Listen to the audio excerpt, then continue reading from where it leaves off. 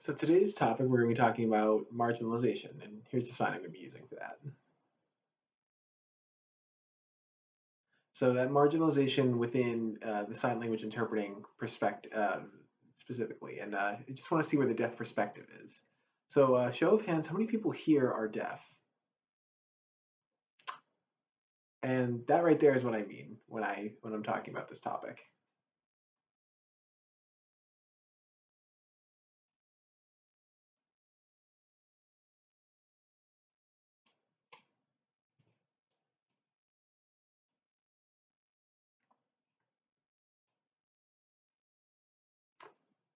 We've seen a huge change over the last 50 years of ASL interpreting.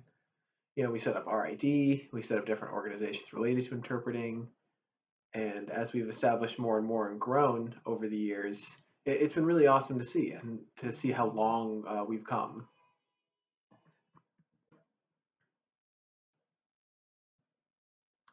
And there are many interpreters who are my dear friends. And I treasure the relationship with deaf people and with people who are involved in the interpreting profession. But I want to talk about deaf people's involvement in the interpreting profession and how deaf people can become more involved within the field.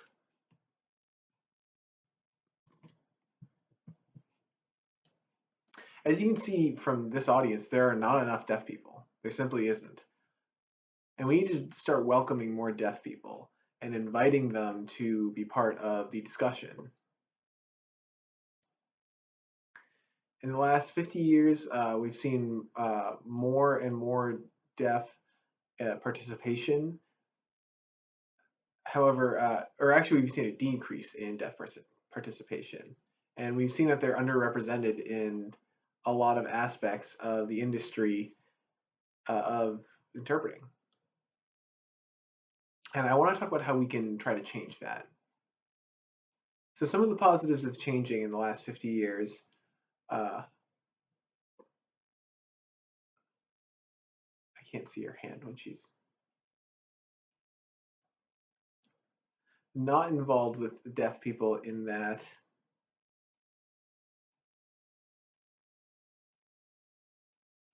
process. And we ourselves see that marginalization.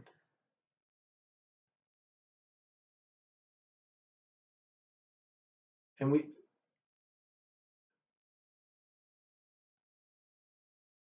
I'm looking through my notes here, and I just finished cancer treatment, so I have to rely on my notes because my memory isn't what it used to be. So when I'm talking about marginalization in the interpreting industry, I'm talking about interpreters, educators, ethics testing, certifications, uh, professional development, uh, national and regional and local offices, whatever, the RID, interpreting organizations, research, mentoring,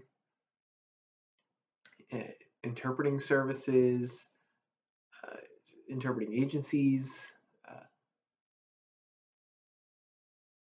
the deaf and interpreting communities. I mean, we could go on all day with the things where deaf people are not necessarily represented.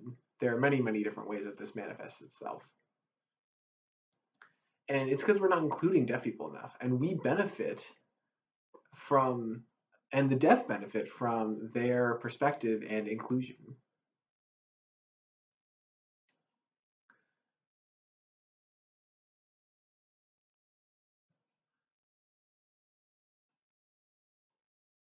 Not only do we not welcome deaf people, we're not valuing their perspective enough. We're not doing what we can to try to pull them in enough. And that's what's happening more and more. And I'm hoping in the next Street Leverage conference, I hope that everyone tries to bring a deaf person with them. I plan to come to the next one, and I would like to see in this audience half of them being deaf. Half.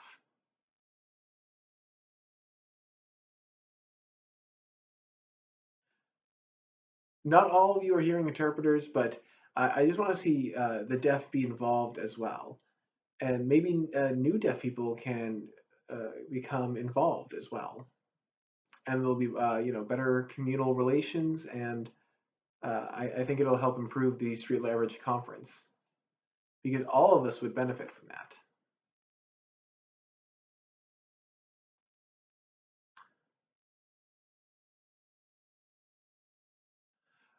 It we we're not taking advantage of the resources we have when we're not including the deaf and their perspective. And there's a lot of good things happening that I can see. For example, there are many state RID uh, certifications and NAD state agencies that are working together, and it's happening.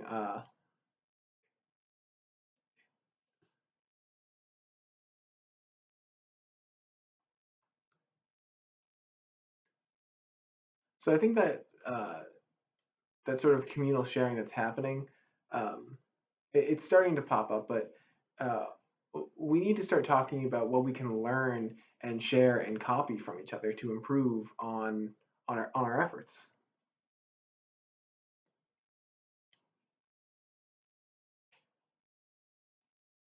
I think it's time we see a wave of deaf people, uh, almost like a mosaic or a tapestry of interpreting professions. Uh, we have to start looking through and investigating how we can share with the deaf and interpreting communities.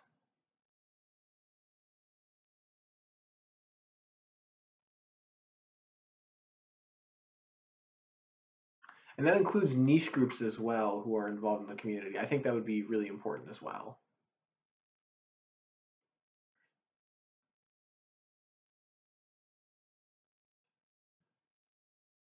So, for example, I see people who would go to the doctor, and some think that the doctor is God and they're perfect and they don't make mistakes, but I don't.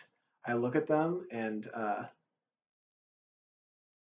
I give my perspective if my partner goes to the doctor, and if we don't agree, then we'll go to a different doctor for ourselves. So I found a doctor who was willing to share some of my concerns, and that's the concept I'm trying to teach here to interpreters. Is where I live now in St. Augustine, Florida, the deaf community there does does not see that enough. And I'm spoiled. I used to live in Maryland for 34 years, uh, and I was spoiled because there's interpreters everywhere there. So I had to teach myself to get involved in that role and helping and supporting and teaching and encouraging and mentoring. It's not always obvious, but with the people I have there that I have worked with, I've been trying to do that. And I'm very interested in seeing the profession of interpreting grow even more. And I want to see it grow in a way and expand that's not just related to more hearing people.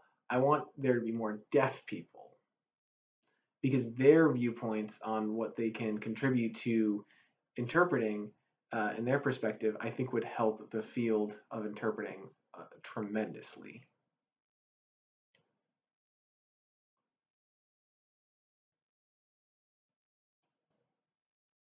And that's sort of related to that deaf heart concept, and I'll be talking about that more this afternoon. Deaf people can become really valuable assets and also equal partners in this profession.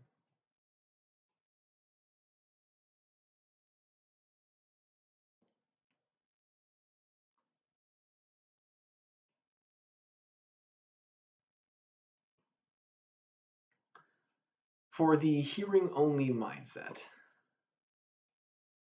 there are many who I feel like are involved with local and state and national interpreting conferences that I've gone to. And they don't always feel, I don't always feel welcome because I don't feel like they're always using my language. And I feel like, where's the respect for me and for deaf people?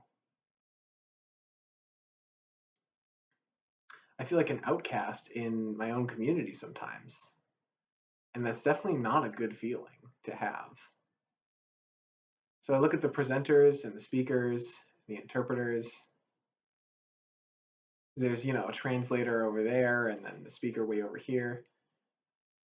And I said, I don't have three eyes. I can't look at both two places at once. So why can't we have the interpreter move right next to the speaker? And you'd be surprised at how many times that hasn't happened. Now it's starting to improve. We're starting to see a difference, but I want to see expression of my language be the goal.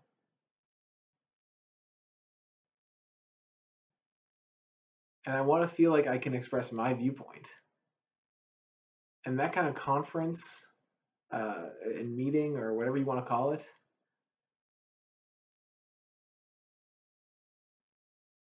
I just want to get to the point of how interpreters can improve and how they can mingle with deaf people more, because I think that'd be a huge growing opportunity. And I feel like we'd be able to learn and share, and I think it would just be an awesome experience and make ourselves feel welcome when we're involved in our own world and help support us. And we need help sometimes to understand and support your world as well.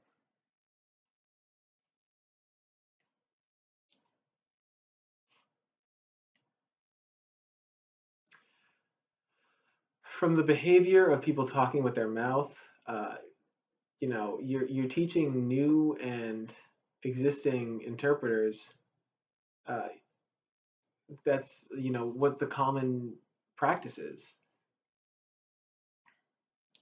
and that's what we're showing, that it's all right to do that. And I have to ask you to stop. And sure, if you want to get involved more with the deaf, then start using signs, because that's our language and it helps keep us equal. I remember one time I went to a conference and I was staring, and I saw this huge board and there was one deaf on that entire board. So they were getting ready to start and I was watching, and I saw the board members sitting there. They were looking. And they saw Judy Belland, and the two hearing interpreters started talking, and they crossed right over him. And I thought, what? There's 2,000 plus people, and I was like, oh, I was rubbing my eyes to make sure that really happened. So I looked again, and sure enough, there are two hearing interpreters that are just talking over uh, the one deaf in the middle. And he knew it was happening, and he wasn't sure what to do about it. It was a very awkward situation. But if they could have just signed, then that wouldn't have happened. So again, there's a lot of positive things that can happen when we start leveling the playing field. We make communication access for everyone. And I just want everyone to respect each other and respect the environment that they're in.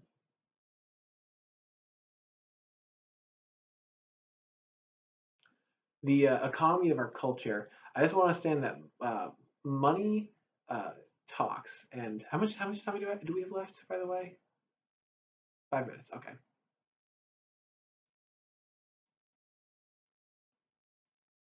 So I'll give you one funny example, or maybe it's not so funny, but I was I was managing a fax group, and they were involved with marketing and research, and they hired NAD to do some marketing research.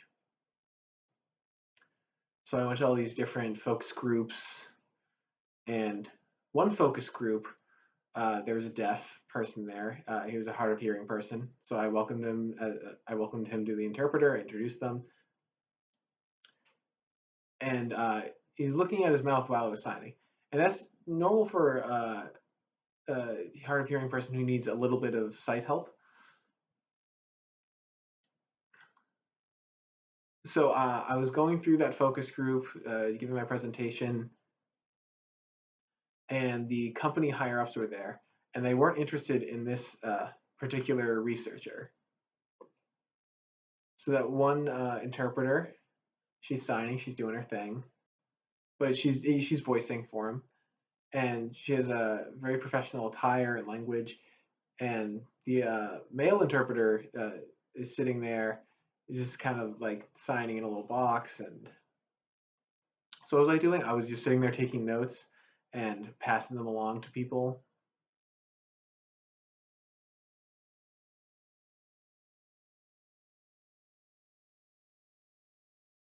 So it came to me. I was sitting in that group, that focus group, and they said, "Who's that person that gave me that note?" And they got really mad. "You have no right to do that." That's what they said. So I raised my hand. I said, "Yeah, that was me." And they were giving me a fit. They said, "I this is the service that I was hired for," uh, and so I said, "Yeah, I'm the person that hired you." I won't tell you the rest of it, but it did not become better after that because uh,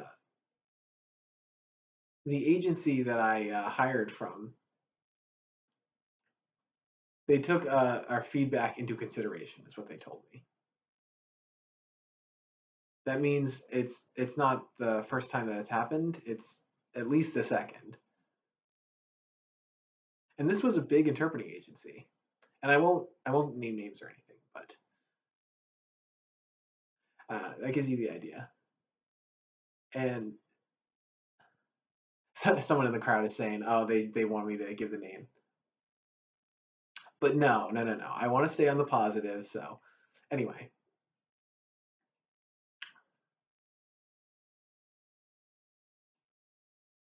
so money a lot of times will trump deaf community and deaf culture, but more and more deaf are starting to get in the business of hiring interpreters, and I think that can only be a good thing.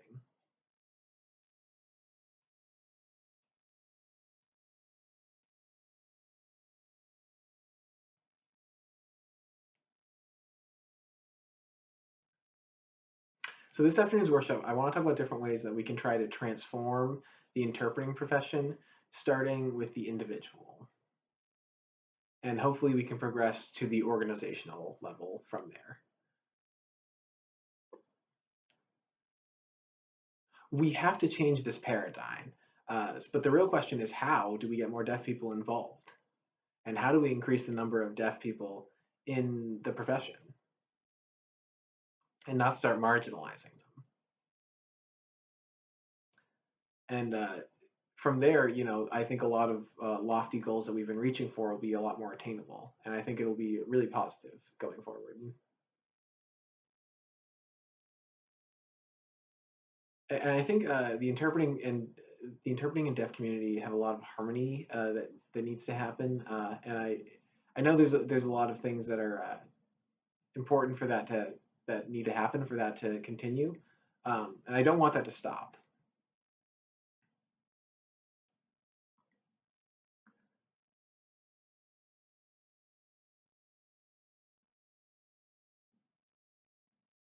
So where are they now? We need to see more of those kinds of conferences that have harmony as the main aspect. So I also think it's important to recognize and welcome activists who are deaf people in the profession. The most important activists I want to acknowledge who can help change the economy and political and cultural paradigms, um, who really feel like they have a deaf heart and deaf culture in mind.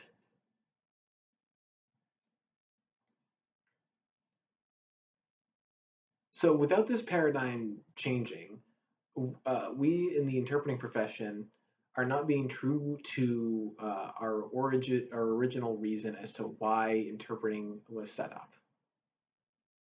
I think together we can and we have to start working together with deaf people and not lose our connection and not let things get lost in translation.